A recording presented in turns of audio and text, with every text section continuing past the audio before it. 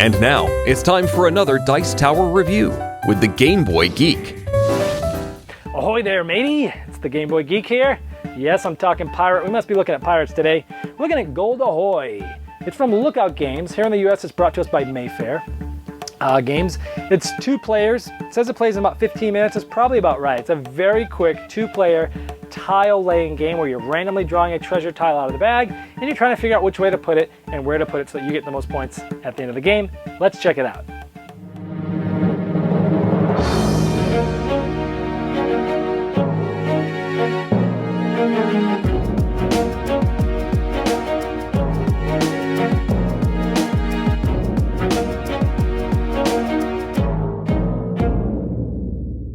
Gold Ahoy is a simple 2-player game. You start by drawing a tile out of the bag.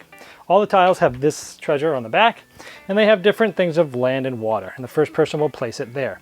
The next person will draw a tile and place it. Now, when placing a tile, he has a few rules.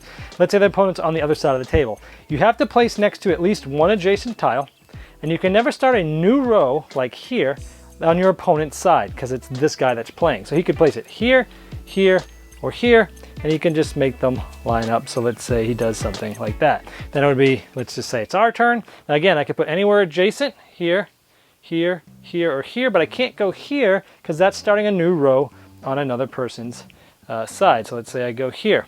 Now the last rule is you can never have more than 6 columns or 6 rows. So once a 6-column or row is done, you can't go that way either. So for example, here we have 1, 2, 3, 4, 5, 6. Nobody can place one over here or over here. If it's my turn, well, this guy's got a row here. I can actually place one here now, but I couldn't place it here. This will continue until you have a 6x6 grid. And at the end, we would count how many paths you have to certain spots in the treasure chest. For example, this is my area here, and this comes off here, these 2 islands, and it kind of is just a small island, and I'm the only one that has access to this, and I have 2 accesses, so I have more than my opponent. So I would get 1 point for each of those treasure chests, or I would get 2 points here.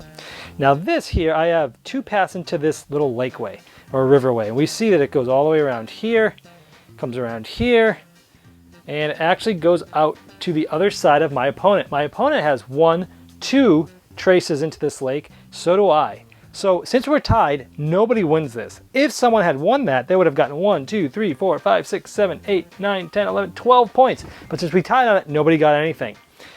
Here, so that pretty much has me all the way down to here. I just have 2 points so far. Here I just have, let's see, I have an inlet to this, which is all by itself. That's 1 point. And I have 2 inlets to this island here, which kind of goes around here and goes, ooh, he doesn't have any of this. So I have 2 inlets to this island. He has none, so this island's mine. Before I had 2, 3, 4, 5, 6, 7, 8, 9. I only got 9 points there. That's not very good, actually. Let's see how the opponent did. He has this inlet, and he's the only one that has this. So he has 1, 2, 3, 4, 5, 6, 7, 8, 9. He already has 9 just with this.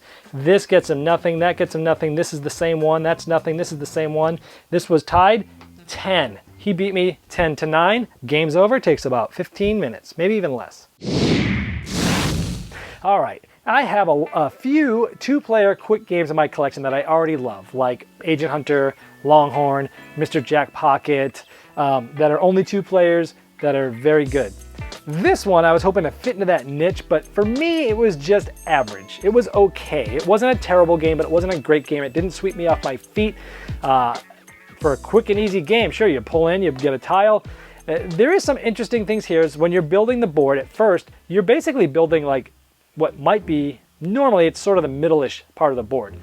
Because you're almost never starting where someone's going to end and everything comes towards you or vice versa. Usually things start to build out a little bit in each way, and so you're building the middle of the board. It's really hard to like look at it and think, oh, okay, I'm going to bring these down towards me. You're trying to block your opponent, but you can't put something on their side until they do.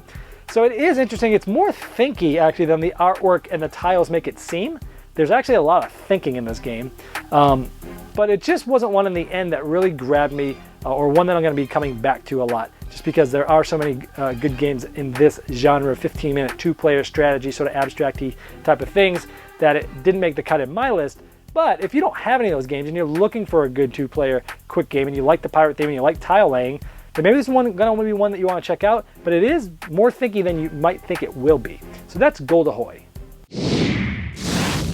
Thanks so much for watching the Dice Tower videos. Find more great videos and reviews, as well as our top-rated audio podcast at Dicetower.com. You can also find other great shows at Dicetowernetwork.com. I'm Eric Summerer, and you've been watching The Dice Tower. The Dice Tower is sponsored by Cool Stuff Inc., where you can find great games for great prices. Cool stuff in stock. Check them out at CoolStuffInc.com.